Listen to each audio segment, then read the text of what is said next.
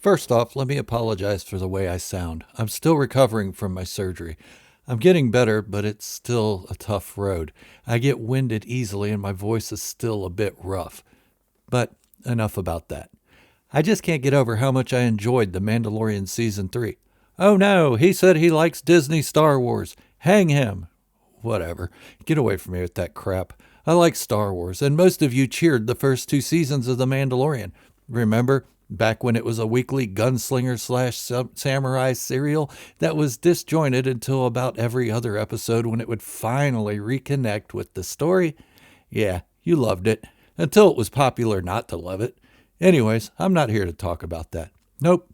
Like what you like and I'll like what I like. We can still be friends. The Mandalorian Season 3 is quite different from the other 2 seasons of the show. In the first 2 seasons, it was the Din Djarin and Grogu show, only lightly talking about the fractured Mandalorian society and Mandalorian lore as a whole. Weekly episodes included some of the best village-saving skills anyone could have written into a screenplay. But being that the title character was a Mandalorian didn't really matter. I mean, he could have been a Jedi, a Rhodian, or even a White Rapper, and it would have had no bearing on the direction of the show. Tough guy does nice things. But that would change, at least the dynamic of the show would. It would no longer be the Din Djarin and Grogu show the moment they met bo-katan Kryze, and it would matter what the title of the show was. The Mandalorian was now an important title, and it is important that Din Djarin is a Mandalorian and not a White Rapper. We've seen a few independent Mandalorians throughout Star Wars storytelling, Boba Fett and Jango Fett being the biggest. 2 characters who never really interacted with other Mandalorians, once Jango went into exile, that is. And the first 2 seasons of The Mandalorian showed us a live-action bounty hunter that we all hoped would have been Boba Fett. It's like they took everything we wanted to see in Boba Fett and gave it to another character. Some Boba Fett fans were disappointed, but when you look at it, there are a multitude of Mandalorians like Boba Fett. He wasn't the only strong bounty hunter, and it makes sense that another Mandalorian bounty hunter could walk the same path. Okay, I got off on a Boba Fett tangent, and that's not what I'm here for. Nope, The Mandalorian Season 3 has had many complaints, and I would like to address some of those. From this seeming to be a retelling of bo-katan's Star Wars Rebels arc, to the question of where did the TIE Interceptors go after defeating the light cruiser piloted by Axe-Woves? The inconsistencies really aren't that inconsistent when you think about it. But before I go on, let's hear a little something from our sponsor. Yeah, I'm the sponsor. Hit the subscribe button and give the video a big fat thumbs up. I'm on a mission to make this the biggest and best Star Wars YouTube channel this side of the Milky Way. I know every other YouTube channel asks for your subscription, but mine is special. Why? Because this is freaking Star Wars, baby, and I cheated death. And I absolutely promise to deliver on giving you the best and most positive Star Wars content YouTube has to offer, and all original content, with no rehashes of what other channels talk about. So if you love Star Wars and want to party like it's 19 BBY, welcome home. Okay, let's get back to The Mandalorian Season 3.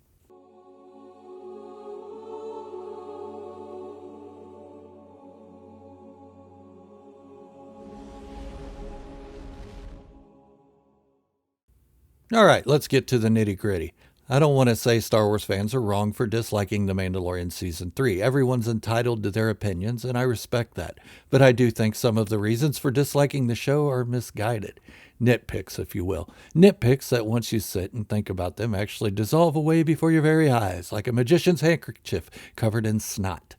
The first being a recent critique that I had read on Instagram or Twitter or something, and that is that we have seen the story of bo-katan Kryze in Star Wars Rebels, that her story played out this exact same way before.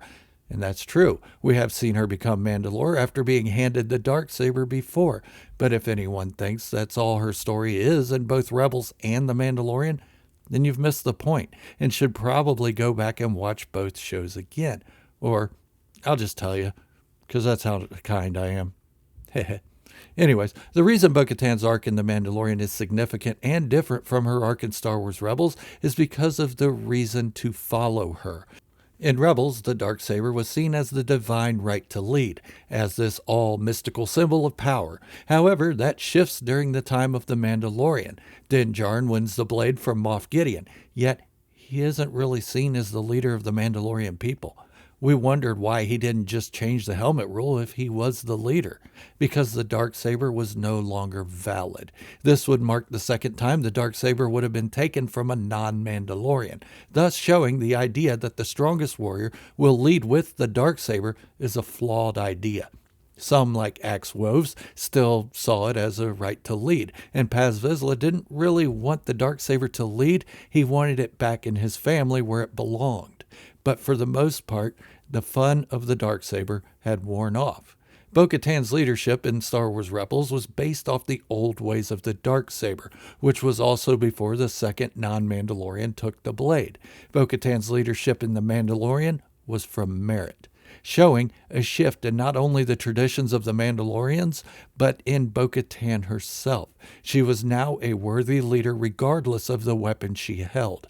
Din Djarin even expresses this. It also establishes a new way of picking a leader in Mandalorian society, picking one that is worthy of leading and not one who could hold on to a weapon with some firm grip.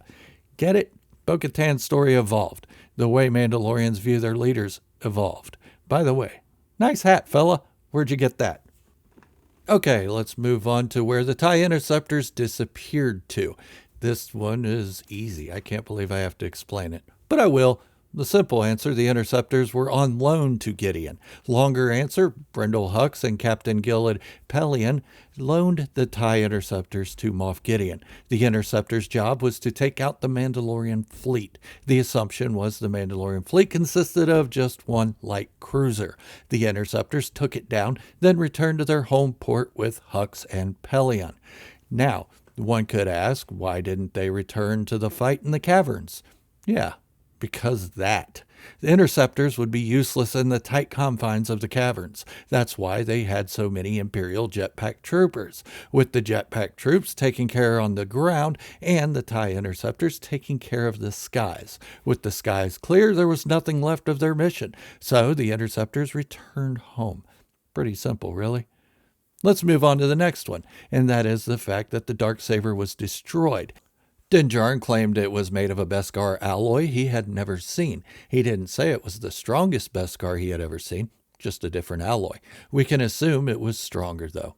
But where a lot of people get confused is by thinking Beskar is indestructible. It isn't. There's proof of it all around, from the first Mandalorian ever shown, Boba Fett, to the last addition to the culture by way of the Mandalorian survivors on Mandalore. We see weaknesses in the Beskar.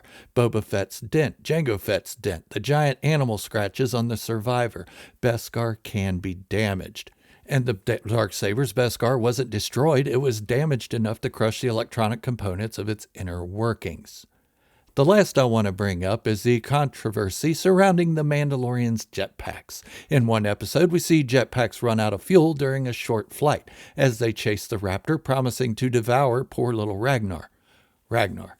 Interesting name for a Mandalorian, straight out of Norse legends. And if you didn't catch it, Mandalorians are loosely based on Norse, or Vikings, if that's what you know them by. Anyways, they ran out of fuel after a short time, but in the Mandalorian Season 3 finale, miraculously, they can fly forever without running out of fuel. Come on, do I really have to explain this one too? Oh well, I'm going to anyway. In the episode where the Mandalorians are flying to rescue Ragnar, remember the state of the covert. They don't even have ships. Supplies are at a low and they're barely able to survive. Fuel for jetpacks would be a luxury, not really enough to go around to fill them all. But this changes. First, the Children of the Watch helps liberate Navarro, and the people of Navarro are grateful. Yay! Grateful enough to help the Mandalorians resupply. This is the beginning of their rebirth, a replenishing period, but not completely. Not until Bo-Katan Kryze brings the rest of the Mandalorians to unite. Mandalorians who are far more well-equipped than the Children of the Watch. They bring ships, weapons, and that's right, fuel for jetpacks. thus completing the transformation of Mandalorians low on resources to Mandalorians able to fight properly with proper supplies. Therefore, the United Mandalorians are now ready to retake their home world of Mandalore, jetpacking anywhere they need to and for as long as they need to.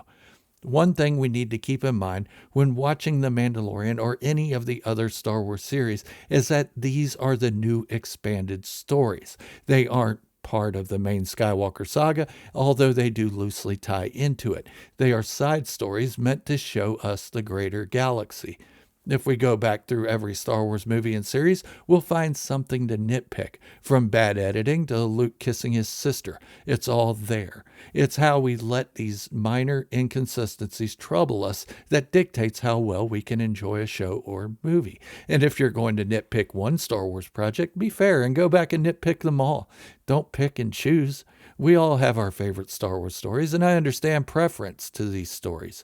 But Star Wars isn't competing with itself to tell a better story each time.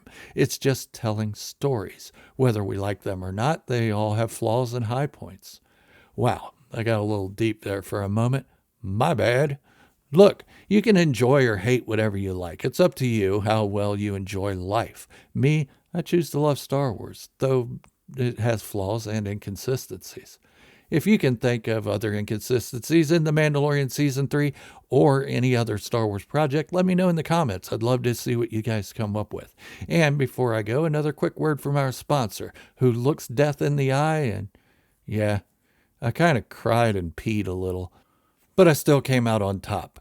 Hit the subscribe button and give the video a big stupid thumbs up. I'm on a crazy ass mission to become the biggest and best Star Wars YouTube channel around, and I'd like you all to be a part of it. Figuring out this YouTube algorithm is harder than dodging a llama's spit, but together we can figure out this algorithm and inject tiger blood into this channel. Thank you all for hanging out with me today. Until the next video, this is Gerald, a Star Wars fanatic, wishing you all great health, happiness, and peace. Thank you all for watching, and remember, this is the way, and positivity in the Star Wars community should be the only way.